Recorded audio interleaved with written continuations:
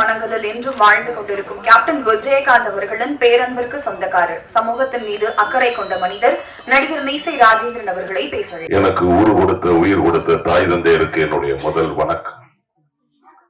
என்னை சினிமாவிலும் அரசியலிலும் அறிமுகப்படுத்திய எங்கள் ஆசான் சொக்க தங்கம் மதுர சிங்கம் கேப்டன் அவர்களுக்கு என்னுடைய இரண்டாவது வணக்கம். இங்கு வருகை தந்திருக்கும் உங்கள் அனைவருக்கும் என்னுடைய மூன்றாவது வணக்கம். முக்கியமாக மேடைக்கு முன்னால் இருக்கும் ஊடக நண்பர்கள் அனைவருக்கும், மேடையில் அமர்ந்திருக்கும் சான்றோர்கள், முக்கியமாக அண்ணன் சிறு தயாரிப்பாளர் சங்கம் அன்பு செல்வன் அண்ணன் மற்றும் இனிமேல் அவர் சின்ன கேப்டன் தான் சொல்லணும், திரு ஜெய் ஆகாஷ் அவர்கள். ஏன்னா கேப்டன் அவர்கள் 53 இயக்குநர்களை அறிமுகப்படுத்தி இருக்கிறார். சாதாரண விஷயம் கிடையாது. 53 டைரக்டர் அறிமுகப்படுத்தி இருக்கிறார். மொத்தம் 420 பேரை சினிமாவுக்கு அறிமுகப்படுத்தியவர் புரட்சி கலைஞர். யாருமே கிடையாது. இதுக்கு முன்னாடி உள்ள நடிகர்கள் எந்த நடிகர்களும் அந்த மாதிரி பண்ணது கிடையாது.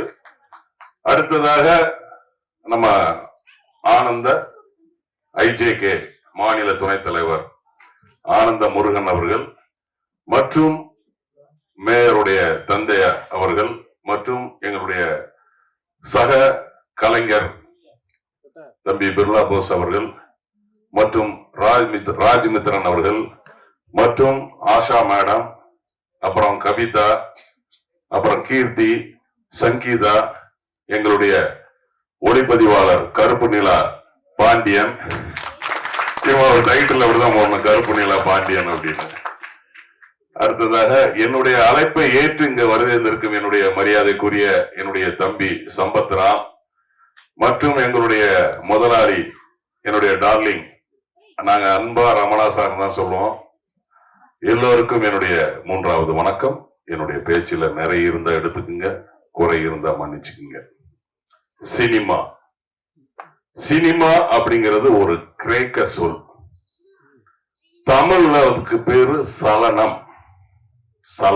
அதாவது ஆரம்ப காலத்துல அது ஊமை படமா இருந்தது. அதனால நம்ம தமிழ்ல அதை சலனம் அப்படின்னு தான் சொல்லுவாங்க.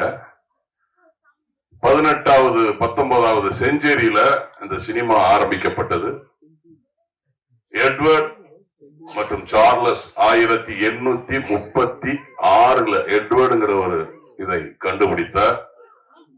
1862 சார்லஸ் அப்படிங்கிறவர் இதை மேம்படுத்தினார். 1892 தாமஸ் ஆல்வா எடிசன் புதுசா ஒரு யுக்தியை கண்டுபிடிச்சு மோஷன் அப்படி கொண்டு வந்தாரு. அதுக்கப்புறம் லூமியர் பிரதர்ஸ் இந்த சினிமாவை உலகத்திற்கு கொடுத்தார்கள்.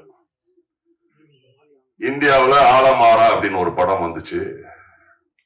தமிழ்நாட்டுல நடராஜ முதலியார் காளிதாஸ் அப்படின்னு ஒரு படத்தை உருவாக்கினார். தமிழ்ல முதல்ல சினிமா என்டர்டைன்மெண்டா தான் இருந்துச்சு, பொழுதுபோக்கா தான் இருந்துச்சு. ஆனா இப்போ சினிமா பல பேரோட வாழ்வாதாரமா இருக்கு. நான் இன்னைக்கு 36 வருஷம் நான் சென்னையில இருக்கிறேன் அப்படின்னா, எனக்கு இன்னைக்கு சென்னையில 3 வீடு இருக்கு, கார் இருக்கு, என் பசங்க 2 பேரை டாக்டருக்கு படிக்க வச்சிருக்கேன். அதற்கு 2 காரணம். ஒன்னு புரட்சி கலைஞர் கேப்டன், இன்னொன்னு சினிமா.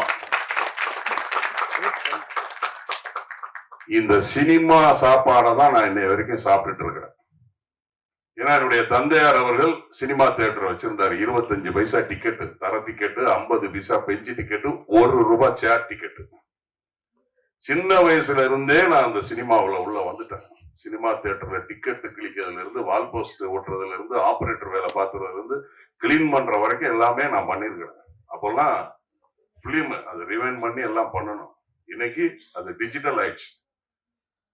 சோ சினிமாவில எல்லாம் கொஞ்சம் கொஞ்சம் எனக்கு தெரியும், எல்லாம் தெரியும்ல, கொஞ்சம் கொஞ்சம் தெரியும். அதனாலதான் சினிமாவை பத்தி யாராவது பேசினா, தப்பா பேசினா கோபம் வரும். சும்மா காசை வாங்கிக்கிட்டு சினிமா தெரியாம போய் சோசியல் மீடியால பேசக்கூடாது. நிறைய பேர் அதை செஞ்சுக்கிட்டு இருக்காங்க. கண்டென்ட் நான் உங்களுக்கு கொடுக்குறேன், கண்டென்ட் எடுத்துக்கங்க. சினிமா தெரியாம பேசிக்கிட்டு இருக்கிறாங்க. சினிமா மாஸ் மீடியா சாதாரண விஷயம் கிடையாதுங்க. சினிமாங்கிறது சினிமாவை வச்சு ஆட்சியை பிடிச்சவங்க எத்தனையோ பேர் இருக்கிறாங்க தமிழ்நாட்டுல, ஆந்திராவில். அவ்வளவு பவர்ஃபுல் மீடியா, மாஸ் மீடியா அந்த சினிமா. அந்த சினிமாவில் வரணுங்கிறதுலாம் வர பிரசாதம், சாதாரண விஷயம் கிடையாது. அது 24 கிராப்ட், எந்த கிராப்ட்ல வந்தாலும் சரி, அது சாதாரண விஷயம் கிடையாது. அதே போல நடிகர் ஆகணும்னா சிவனுடைய கடைக்கான் பார்வை பட்டால் மட்டும்தான் நடிகர் ஆக முடியும், அரிதாரம் பூச முடியும். இன்னைக்கு ஒரு நடிகர் ரோட்ல போனா ஆள் பார்ப்பான், ஆனா ஒரு ஐஏஎஸ் ஆபீசரோ ஒரு ஐபிஎஸ் ஆபீசரோ ரோட்ல போனா தெரியாது.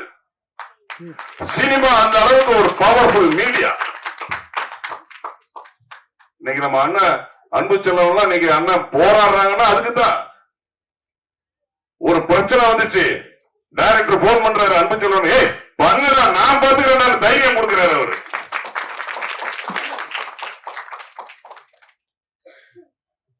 அந்த மாதிரி உறுதுணையா இருக்கணும். சினிமாங்கிறது அவ்வளவு ஒரு ஒரு ஒரு பொக்கிஷங்க. இதெல்லாம் நம்ம எல்லாம் இருக்கிறோம்னா அதெல்லாம் நம்ம எல்லாம் கடவுள் கொடுத்த வர பிரசாதம். நான் இன்னைக்கு தமிழ், தெலுங்கு, மலையாளம், கன்னடம், இந்தி ஆகிய 5 மொழியில 237 படம் பண்ணியிருக்கிறேன், 47 சீரியல் நடிச்சிருக்கிறேன், 16 விளம்பர படம் நடிச்சிருக்கிறேன். இதுக்கெல்லாம் காரணம் புரட்சி கலைஞர். அவருக்கு மீண்டும் இந்த நேரத்துல நான் நன்றியை தெரிவிச்சுக்கிறேன். ஏன்னா அந்த சினிமா அப்படிங்கிறது தான் மூல காரணம். இன்னைக்கு எல்லாருமே அந்த சினிமாவில் இருக்கும், சினிமா சாப்பாடை தான் சாப்பிடுறோம். நான் எங்க போனாலும் எப்போ போனாலும் ஒரு விஷயத்த சொல்லுவேன், நம்ம எந்த தொழிலை நம்ம விடாம பிடிச்சிட்டு இருக்கோமோ அந்த தொழில் நம்மளை கைய விடாது. நான் எல்லா மேடையிலும் இதை நான் சொல்றேன், எந்த தொழிலை நம்ம விடாம பிடிச்சிட்டு இருக்கிறோமோ அந்த தொழில் நம்மளை வந்து கைய விடாது. அடுத்ததாக இயக்குனர் சாய் பிரபாவை பத்தி சொல்லியே ஆகணும். நான் அவருடைய 3 படங்கள்லயும் நான் தொடர்ந்து நடிச்சிருக்கிறேன். முதல்ல எனக்கு போன் பண்ணாரு, அண்ணா இந்த மாதிரி ஒரு ஷார்ட் பிலிம் எடுக்கிறேன்னா எனக்கு நீங்க நடிச்சு கொடுங்க அப்படின்னா. அவர் அப்புறம் ஷார்ட் பிலிம் சொன்னாரு. அப்புறம் ஆனா அது பெரிய படம் தான். இப்ப நிறைய பேர் அப்படிதான் சொல்றாங்க, அண்ணா வாங்க ஒரு ஷார்ட் பிலிம் எடுக்கணும்னா, இல்ல ஒரு பைலட் எடுக்கணும்னு சொல்றாங்க. ஆனா ஃபியூச்சர் பிலிமே எடுத்துடுறாங்க.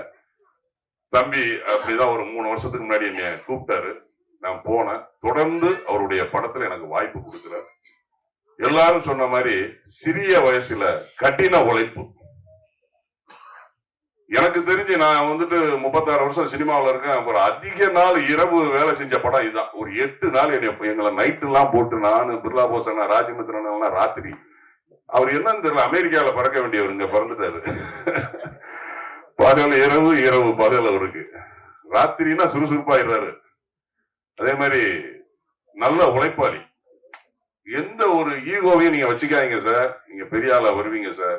உங்கள்கிட்ட நம்பிக்கை இருக்கு, உழைப்பு இருக்குங்க, உண்மை இருக்குங்க. இந்த 3 இருந்தா வாழ்க்கையில நம்ம தன்னால மேல வந்துடலாம். உண்மை, உழைப்பு, நம்பிக்கை, இந்த 3 இருந்தா, நான் அதனாலதான் உண்மையா பேசுறேன். வெட்டு 1 துண்டு 2ன்னு பேசுறேன். நியாயமா இருக்கிறேன், விசுவாசமா இருக்கிறேன். தப்புன்னா தப்புன்னு சொல்றேன்.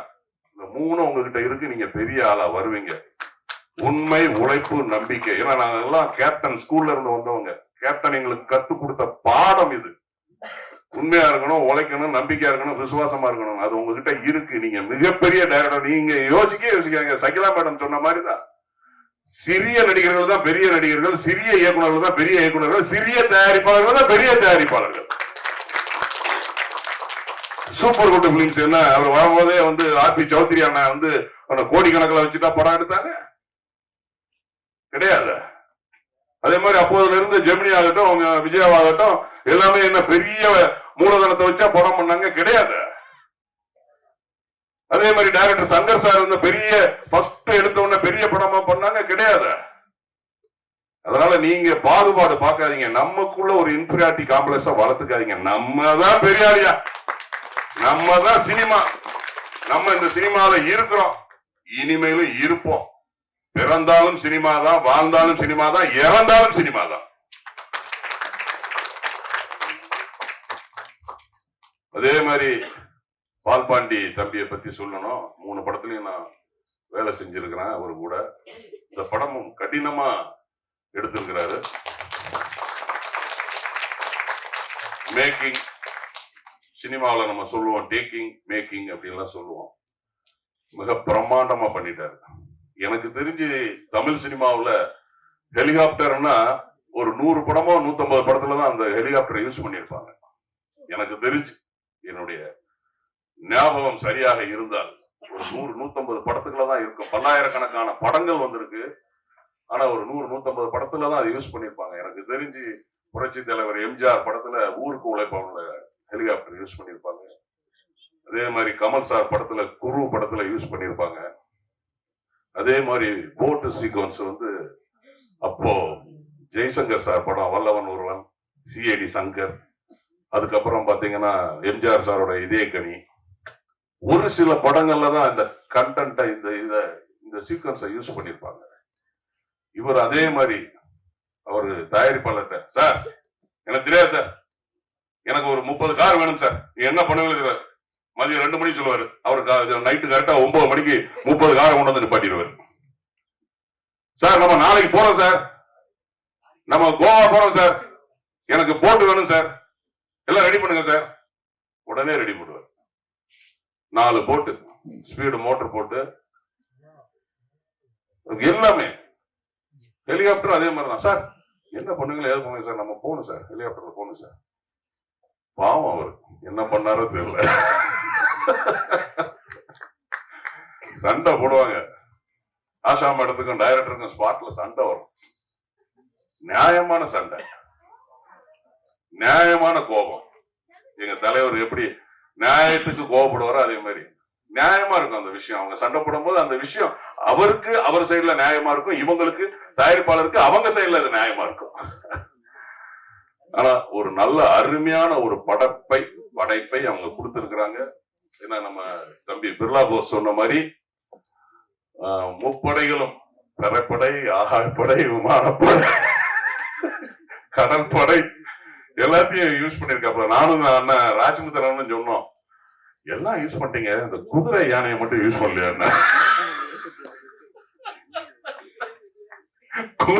குதிரையும் யானையும் மட்டும் இல்லையங்க, அதையும் கொஞ்சம் யூஸ் பண்ணீங்கன்னா பிரம்மாண்டமா இருக்குமே. இன்னும் போஸ்டர்ல அப்படியே குதிரை, யானை, ஹெலிகாப்டர் இதெல்லாம் போட்டு அதான் போட்டீங்கன்னா பெரிய படமா இருக்குமே அப்படின்னு நானும் அண்ணன் ராஜமுத்திரன் பேசிக்கிட்டு இருந்தோம். அத அவர் சொன்னாரு, குதிரை கூட ரெடியா தான் இருக்கு அப்படின்னாரு. நல்ல வேளை படம் முடிஞ்சிச்சு.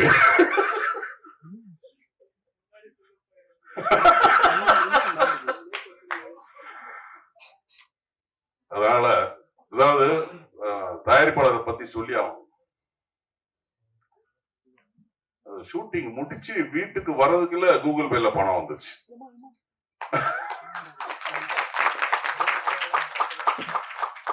சார் வந்துருங்க, புத்தூர்ல ரூம் போட்டாச்சு சார், வந்துருங்க சார், ஒரு போன் தான் பண்ணுவாரு, நாங்க கிளம்பிடுவோம். ஏன்னா எங்களுக்கு அது ஒரு குடும்பமா இருந்தது. உண்மையில சொல்லணும்னா டைரக்டர் கூட வேலை செய்யறதுக்கும் நம்மளுடைய டார்லிங் ப்ரொடியூசர் கூட வேலை செய்யறதுக்கும் ரொம்ப சந்தோஷமா இருந்துச்சு. நான் நிறைய சீரியல் நடிச்சுக்கிட்டு இருக்கேன். இருந்தாலும் அவங்க கூப்பிடும் போது நான் இவங்க கிட்ட வந்து மேட்ச் பண்ணி இவங்க கிட்ட சொல்லிட்டு சீரியல் அந்த நேரம் சுந்தரியை நடிச்சுக்கிட்டு இருக்கேன். சன் டிவில சீரியல் நடிச்சுட்டு இருக்கேன். அங்க பூரா நைட்டு நடிப்பேன். அடுத்த நாள் காலையில கார்ல வர முடியாது, ஏன்னா நைட்டு ஃபுல்லாவே நடிச்சுட்டு காலையில 4 மணிக்கு பஸ்ஸை பிடிச்சி இங்க வந்துருவேன், 8 மணிக்கு இங்க வந்துருவேன். சீரியல் நடிச்சுட்டு திரும்ப இங்க இருந்து நைட்டு அங்க போவோம். ஆனா அவரு ரொம்ப வசதி, எனக்கு நைட்டு ஷூட்டிங் வச்சாரு. இங்கேயும் நடிச்சுட்டு அங்கேயும் போயிட்டு அந்த பஸ்ல போகும்போதுதான் தூக்கம். அதனால நிறைய பேசுவேன். மைக் கிடைச்சா சினிமாவும் அரசியலும் மணிக்கணக்கில் பேசுவேன்.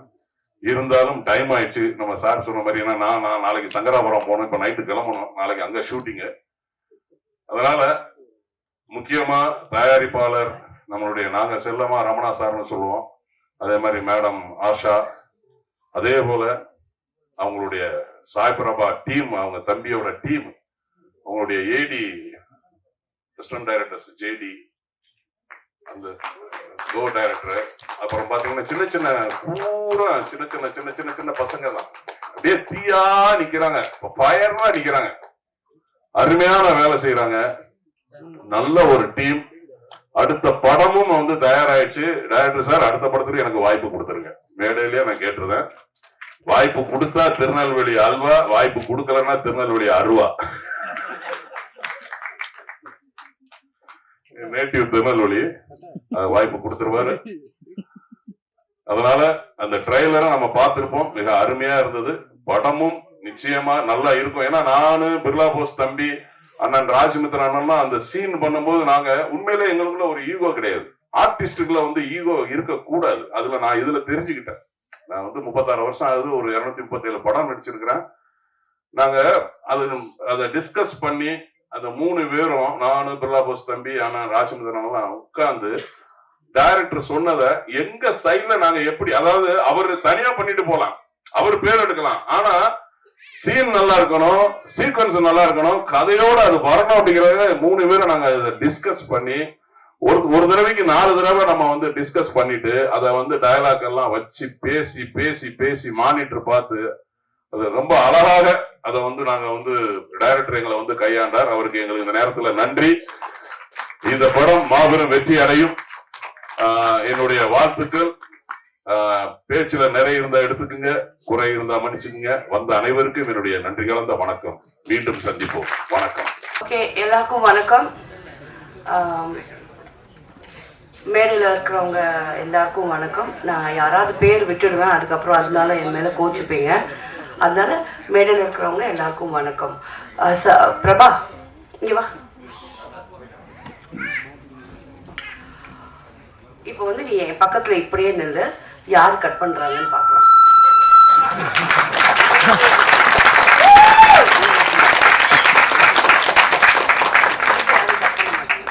சரியா? அண்ட் எனக்கு வந்து ஒரு டவுட்டு. நான் வந்த உடனே நானும் தான் அதுல 2 ஷாட் வந்தேன். பசங்களை செட் பண்ணிருக்கியா? செம்மையா கை தட்டுறாங்க.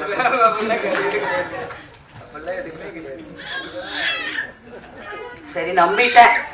சரி, அதுக்கப்புறமா என்னன்னா, எனக்கு ரொம்ப சந்தோஷம். நான் வந்து ரொம்ப கொஞ்ச நாள் தான் ஒர்க் பண்ணேன். அதில் வந்து எனக்கு வந்து நீ ஒரு நல்ல கேரக்டர் கொடுத்த. அண்ட் ஜெய் ஆகாஷ், நிஜமாவே தேங்க்யூ ஸோ மச். ஏன்னா கிரியேட்டர்ஸை வந்து ஒரு நம்பிக்கை கொடுத்து அப்படி டெவலப் பண்ணுறது எல்லாராலையும் முடியாது. You did a great job. You hats off you. And அதுக்கப்புறமா ராமண்ணா, నాకు అన్నం పెట్టిన అన్న, புத்தூர்ல அப்படி ஒரு பிரியாணி கிடைக்கும்னு எனக்கு தெரியவே தெரியாதுப்பா. செம்ம சாப்பாடு கொடுத்தாங்க. அண்ட் இவன் மட்டும் என்ன ரொம்ப கஷ்டப்படுத்தினான். நிறைய டேக்ஸ். எங்க நம்ம கேமராமேன் உங்களெல்லாம் வந்து என்னை வந்து எல்லாரும் ஷூட்டிங்கு கூட்டிகிட்டு போய் என்னை ஒரு ஹோல் டே நிறைய ஷார்ட்ஸ். நானா அப்போ இவனோட ஹார்ட் ஒர்க் பார்த்தேன். அண்ட் எனக்கு ரொம்ப நல்ல விஷயம்னா, ஜெய் சொன்ன மாதிரி இந்த எல்லா ஹீரோயின்ஸும் நார்த்லேருந்து வராங்க. ஃபுல்லாக மேக்கப் எல்லாம் போட்டுட்டு இருக்காங்க. நான் கூட தான் மேக்கப் போட்டுட்டு இருக்கேன். நான் ரொம்ப வருஷமா இண்டஸ்ட்ரியில் இருக்கேன், எனக்கு ரைட்ஸ் இருக்கு. ஆனால் இந்த 4 பெண்கள் பண்ணாங்க இல்லையா, ரொம்ப ராவா, ரொம்ப ஒரிஜினலாக எனக்கு ரொம்ப பிடிச்சது. ஸோ படம்னா இப்படிதான் இருக்கணும்னு நான் நினைக்கிறேன். ஸோ கிட்டத்தட்ட ஒரு அவார்ட் ஃபிலிம் மாதிரி எல்லாத்துக்கும் மேக்கப் போட்டுட்டு ஜாஸ்தியா பண்ணாம ரொம்ப இன்ட்ரெஸ்டிங்கா படம் வந்திருக்கு. அண்ட் இவ்வளோ தூரம் இந்த காலத்துல சின்ன படங்கள் அப்படின்னு சொல்ற அந்த மாதிரி நீ சொன்ன பத்தியா, ஃபீல் பண்ண பத்தியா, ரைட் தான். சின்ன டைரக்டர் எல்லாருமே சின்ன டைரக்டரா இருந்துதான் பெரிய டைரக்டரா இருக்காங்க. சின்ன நடிகராக இருந்துதான் பெரிய நடிகராங்க. அதனால அதெல்லாம் நீ நினைக்கவே கூடாது. ரொம்ப ஃபீல் பண்ணையே. இப்போ கண்ணெல்லாம் கலந்துட்டாங்க குட்டி. சரி, ஓகே. ஸோ இந்த படம் 100% வெற்றி அடையும். அதுல வந்து நோ டவுட். நான் இன்னொன்னு சொல்லணும், இது வெற்றி அடையும், அதை விட்டுடுங்க. ஆனா நீ இது எந்த நாள வந்து இனிமே நாங்க தான் ஹெட்லைன்ஸ்னு வச்சு 5 நாளா என்னை வச்சு கிழிக்கிறாங்க ஹெட்லைன்ஸ்ல. நிஜமாவே 5-6 நாளா நான் தான் ஹெட்லைன்ஸ் தெரியுமா? ஷக்கீலாவை அடித்து நொறுக்கி விட்டார்கள், அப்படி இப்படின்னு. எங்கப்பா அடி வாங்கிருக்கிறேன்? நம்மளெல்லாம் அடிக்க முடியுமாப்பா? சரி, நீங்களும் ஏதோ எழுதுறீங்க, கண்டென்ட் கிடைக்கும்னு சொல்லிட்டு எழுதுங்க. So all the best to the team. And I am looking forward to work with you more and more, and God bless you.